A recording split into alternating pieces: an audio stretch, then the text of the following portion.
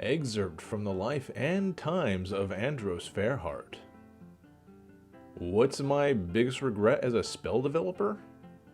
Whew, that's a big one. You got plenty more ink, parchment? Good, this might take a while. So, back when I was a young man in my 170s, I was still working as a spellwright for High Magus Gatestrom, Master of Divination, Holder of the Keys, Seer of Infinite Windows, and all around kind of a tight ass. Still, it was my first job, and I already had done a couple minor spells for him, cantrips, couple of potions, and a spell of key finding. Honestly, I don't know why they trusted him with those keys. He was constantly losing them. And one day he walks into my scriptorum with a new assignment. Got a client in the army of New High Elf, he said, who's been having a lot of trouble with deserters, layabouts, all sorts of misfits joining up and then generally dragging on resources. He wants a way to separate the vines from the saplings, look at new recruits and figure out which ones are really eager to join and which ones are just want a hot meal and a down bed on the government's dole. So, I said, like a detect jerk spell? He laughed. I remember that laugh specifically, as it was always this raspy, kind of hoarse laugh, always creeped me out. He said, "Yeah, that's about it. Think you're up to it?" By the way, important lesson to any young wizard out there. If your senior spellcaster ever asks you the question and your immediate thought is yes, please stop for a moment in considering what an idiot you are, and then answer yes anyways. Well, I thought about it. On the surface of it, it seemed pretty complex. But as I thought about it, there were lots of ways to cut corners. Basically, it would be a divination spell, like reading surface thoughts. But you'll need to go deeper than that, kinda get a pull of their recent mental activity. Retrieving the subject's memories would be pretty high-level arcana. Nothing I was experienced with, but I was a young man and eager to work my way up the magical ladder. Technically, the client just wanted a simple yes or no on the target being a jerk. So, instead of having to muck about with retrieving, collating, and translating the subject's memories, I could just run that in the background. Put it through some present fair seers, and then just return with a yes jerk or no jerk condition. Arcana runs pretty efficiently when you don't have to translate the results into a form the mortal mind is capable of withstanding. So I thought I had a pretty good grip on this one. Sure thing, I said. Give me 2 months. I figured I'd probably only take a fortnight. But I had already learned the vital magics of padding your time. Of course, no arcane project goes without tampering. After 2 weeks, the first of which I had spent making sure that nobody else had done this before, and the second of which I dedicated to developing my Hazards and Hydras campaign, the Magus was at my door again.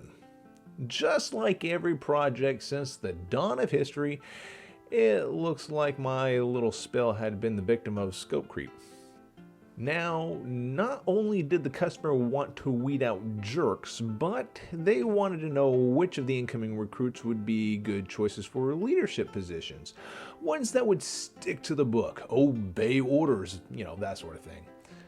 Shouldn't be a problem, I said, not really thinking about it. But I'd probably need another 2 months. He said that sounded reasonable. Mentally, I was dancing. I figured most of the groundwork with the spell would be done within the first bit, and plugging in some different Pharisees would be the work of a couple days at most. So I had earned myself plenty of time to really get the details straight on the labyrinth of perpetual motion. Next day, he knocks on the door and told me that the upper council had heard about the project. and wanted a demonstration next week. He left before I could say anything. That week was probably the most I worked in my entire life. Of course, the basic fundamental structures were nowhere near as easy as I had anticipated.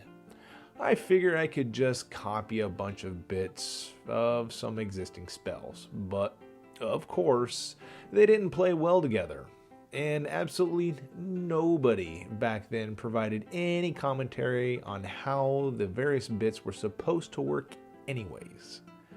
So I did what any young wizard who wanted to keep their job would do. I fudged, and fudged hard. Hard embedded some arcane variables, covered up some slow processing with flashy effects, came up with sophisticated sounding terminology. Jerk didn't seem to be appropriate for the upper council, so I picked some terms that sounded much more serious. All to make it look like I hadn't spent the last 3 weeks mostly calculating dice percentages. One of my coworkers caught me doing that once, but fortunately I think I was able to convince them that I was just a gambling addict, and prayed to whatever god would listen that the whole thing wouldn't blow up in my face, perhaps literally. When next Moon Day rolled around, I spent nearly as much time dreaming up excuses for why certain parts of it weren't working as I did designing the dang thing. Preparing myself for every criticism, every nitpicking flaw. I was prepared for every eventuality. Except for what actually happened, of course. Day of presentation. I had just put on my best robes and wizard hat. It was actually the height of fashion that at some point put little bells on it, before all the jesters of the other races started doing that, presumably to mock us, and strode in front of the council in the Chamber of Truth. And my only true objective was to leave that chamber still employed. "Esteemed members of the upper council," I said, "I would like to present a new incantation, Detect Evil." See, I told you that would sound a lot flashier than Jerk. So I did some basic demonstrations, pulled up a bound devil. Yep, definitely evil. Pulled up a bound angel. Yep, definitely not evil. Had a hardened criminal. Yep, evil. Got an innocent orphan. Nope, no evil here. Grabbed a janitor at random. That one read as evil, but I explained that away as a minor miscast due to his birth sign. We were working to eliminate it. I was prepared for a barrage of nitpicks and scoffs, but what I had no preparation for was the rapt attention I was getting from the people whose combined age was nearly as long as the whole history of magic. After the demonstration, questions streamed at my boss, and all I could remember is being so relieved they hadn't fired me on the spot that I barely noticed that he was answering every one of those questions as yes. Oh, there were plenty of doubters, and rightly so. But fortunately, it looked like I'd gotten away with it. And hopefully I could sink back into obscurity and let my boss handle most of the politics and maneuvering. What else were middle magi for? 2 days later, that janitor was caught trying to strangle his 300th victim. Apparently he was the Strattleville Strangler and had been active for 2 centuries. But an anonymous tip had allowed the local constabulary to catch him in the act this time.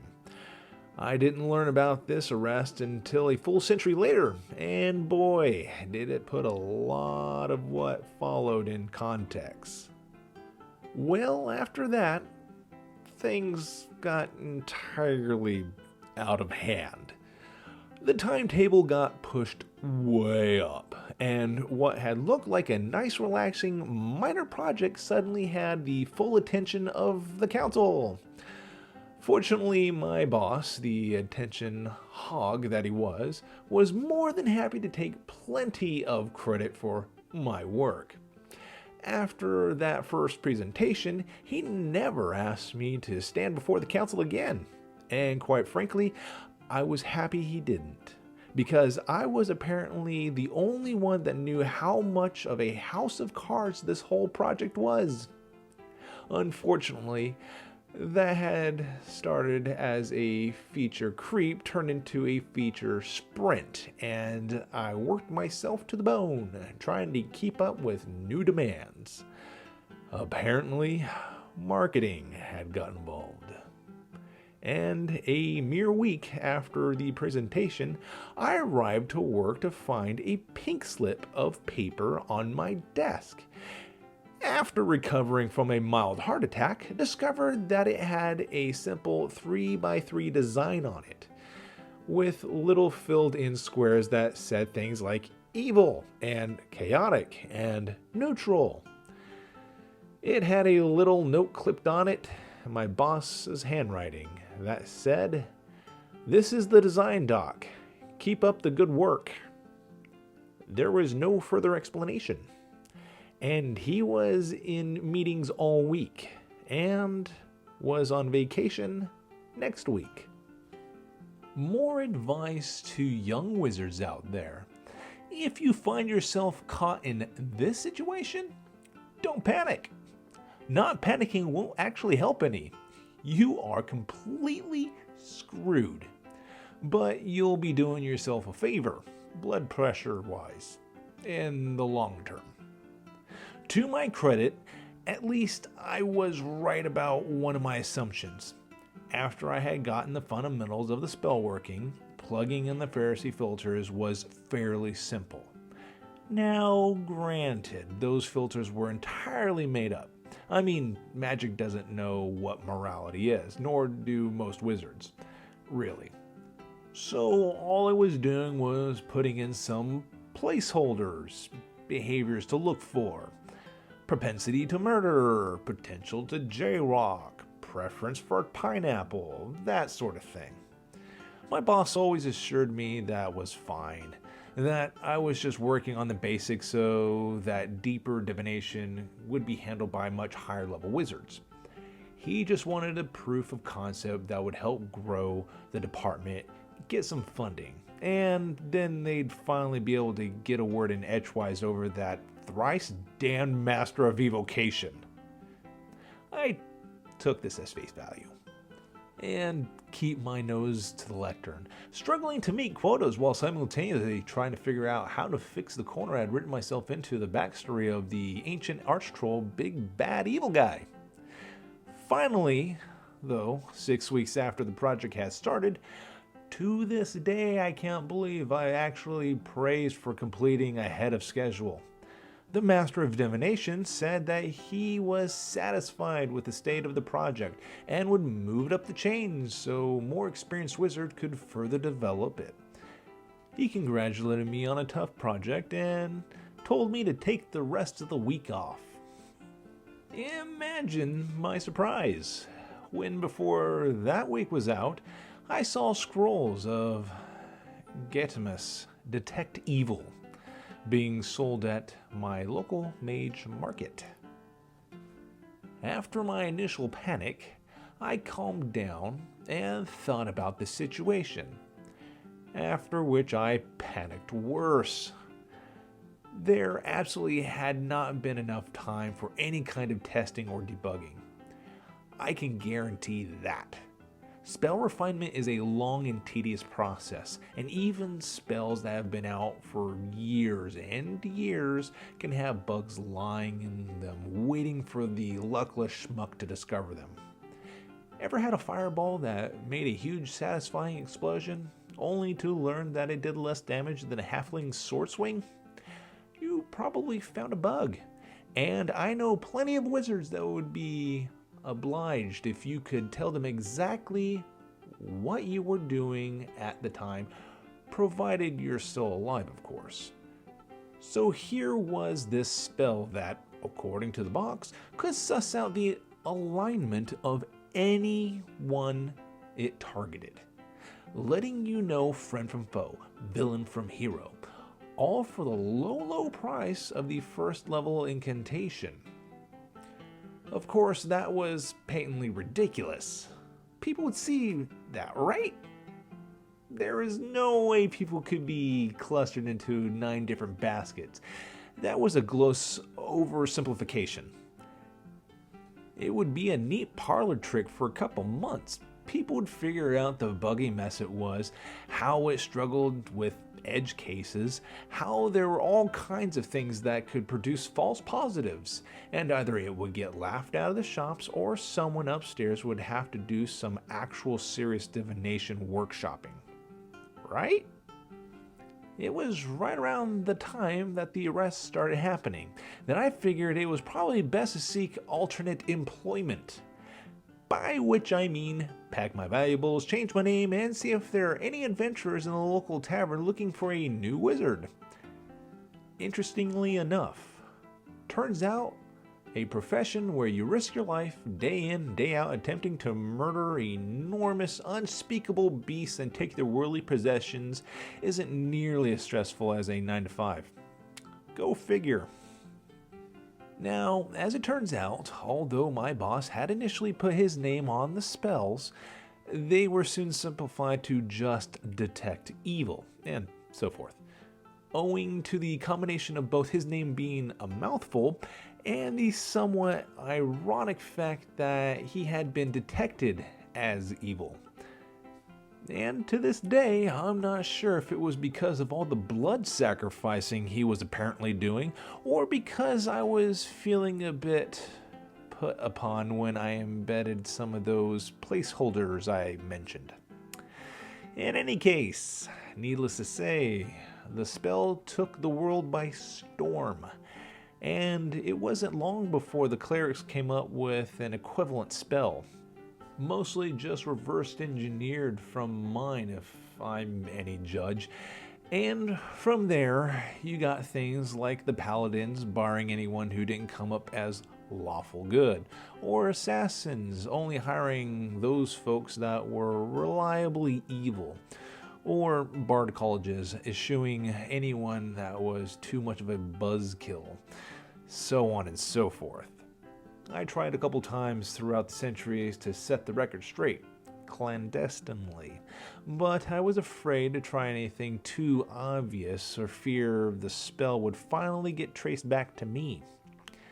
I'm pretty sure you can piece together why that probably wouldn't turn out particularly well, especially given all the evil masterminds I've evidently foiled. So why admit it now?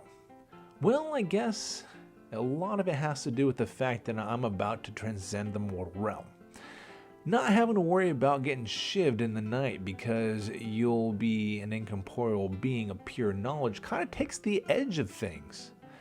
More importantly, though, I think it's vital that we stop using this insane system to try to sum up the most intimate beliefs, value structures, and behaviors of every sentient being.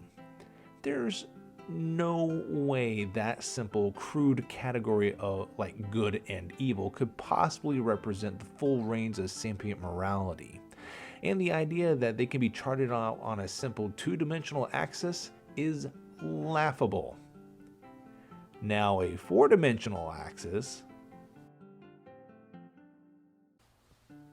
Well, me oh my, that was quite the tale, wasn't it? Very interesting take on things. It's funny because you never really think about the how a spell was made or so. Just you accept that it's a thing and you use it. But the troubles one would go through in developing one is interesting to say the least. Makes me wonder, are there other stories out there where a player had actually developed a spell that was pretty dang useful? Something your GM thought, yeah, why not? something that wasn't necessarily technically overpowered. I don't know. I'm going to have to look for it. But if any of you know of such stories, please let me know down below. And I'll check it out and see if it's something I can pop right up here with the rest of these, because that was very interesting. Loved the writing. Loved it. And if you've enjoyed this, of course, go ahead and leave a like, subscribe, and comment, please. Tell me what you thought. If there's anything I can do to improve or anything thereof, just leave a comment. It would really help me out. With that, I will have to bid you adieu. So we'll end as we usually do. Thank you for coming. God bless and farewell.